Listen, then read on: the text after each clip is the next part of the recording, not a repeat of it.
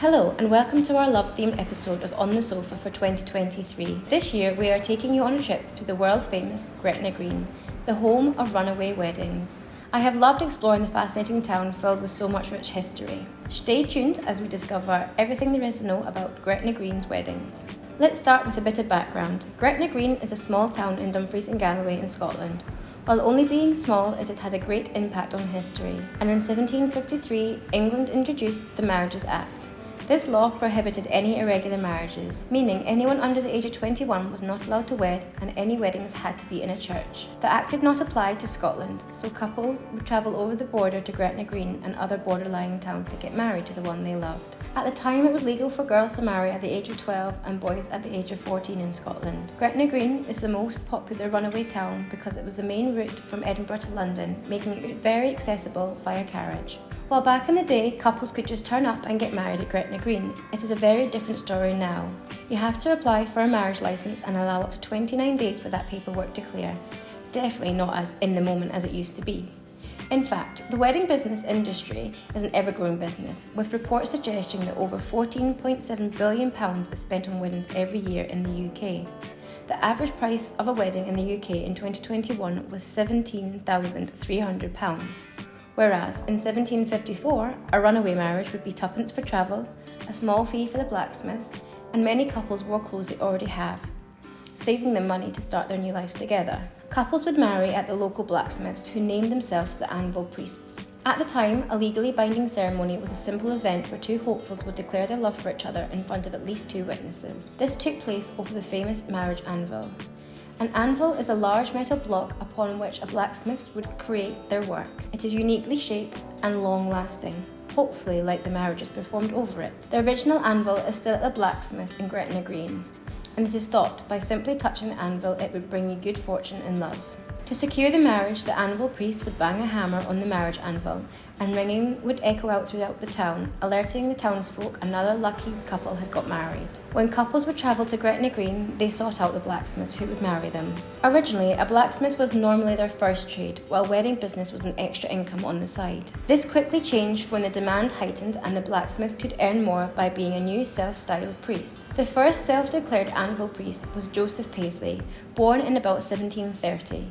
His visions of becoming a blacksmith were short-lived when he realised the art of marrying two people paid better. There are many folklore stories about the life of Joseph Paisley, but ultimately he was a great man who created many people's dreams and he created history. The role stayed in the family for many years, each new anvil priest taking on the important role and defying the English laws. The last recorded anvil priest was Richard Renison, a saddler from Northumberland, who arrived in Gretna Green in 1926. He performed 5,147 marriages, but due to law changes he stopped practicing in 1940. He continued to work in the blacksmith shop until 1962, until he retired. The ceremonies performed ranged from a simple declaration of love to the medieval practice of handfasting. This is where the couple's hands are bound together with twine, string, or tartan ribbon during the wedding.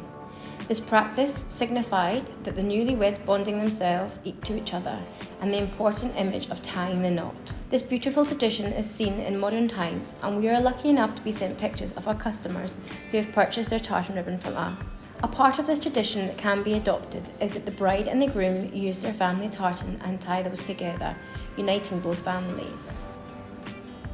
While the original hub for marriages was in the blacksmith's room, over time the demand became too big and the blacksmiths introduced a new room on the same premises called the forge marriage room.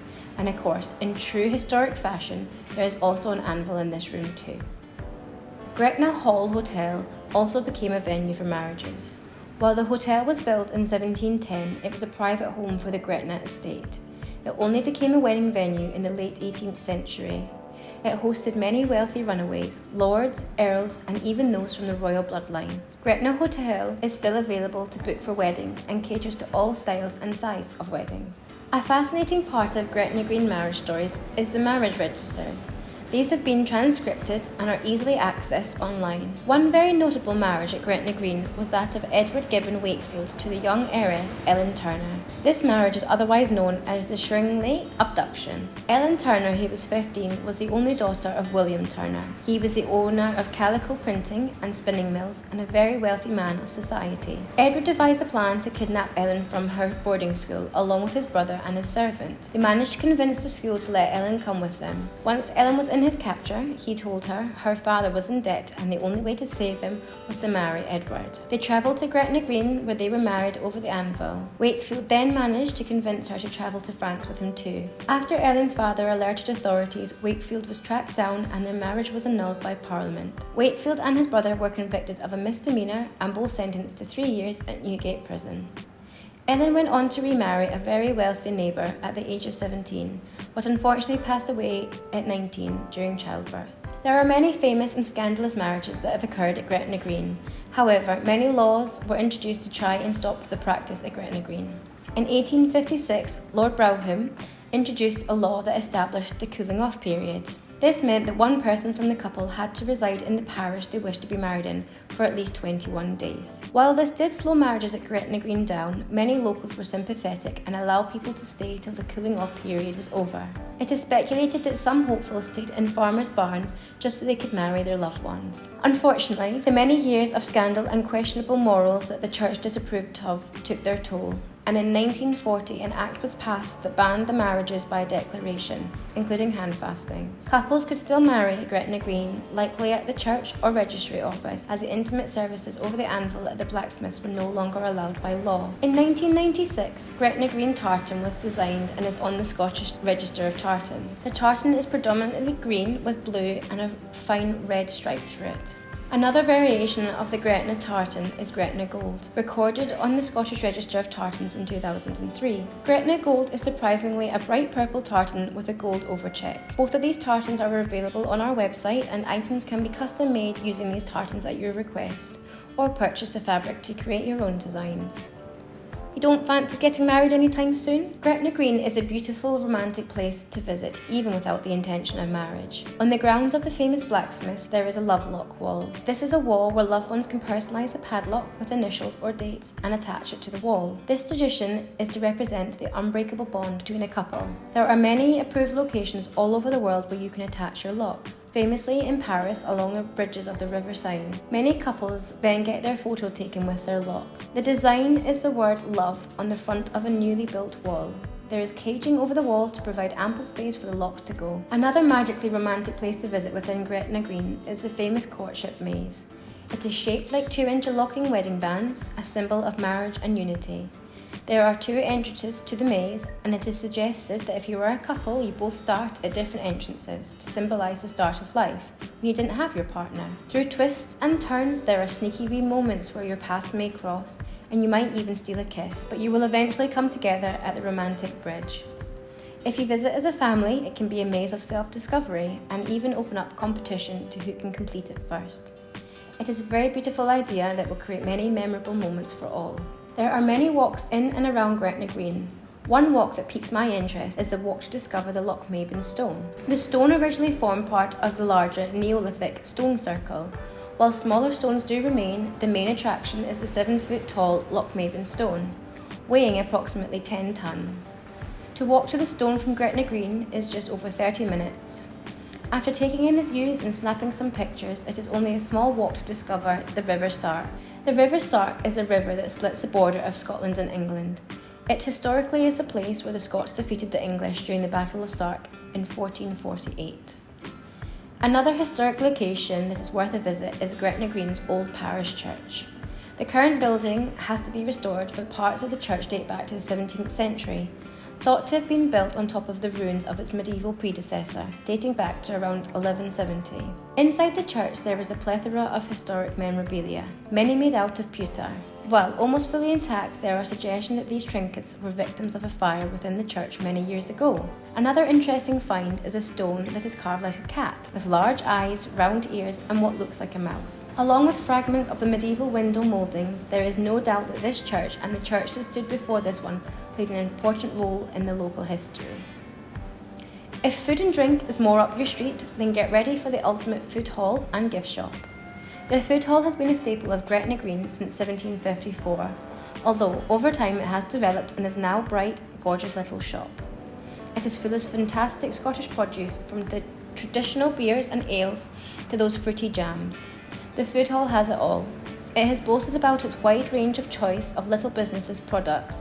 It also has Scottish favourites like Edinburgh gin and tonics. Most appealing though might be the free taste testing and gin samples available daily. Gretna Green has many niche little attractions, but none quite as niche as the interesting sculpture garden. On the grounds of the famous blacksmiths, tucked away or in plain sight, are some truly magnificent pieces of art, while most notably is the piece called The Big Dance, which depicts two hands clasped together, very fitting for the marriage capital of the UK. The artwork was created by artist Ray Lonsdale from County Durham.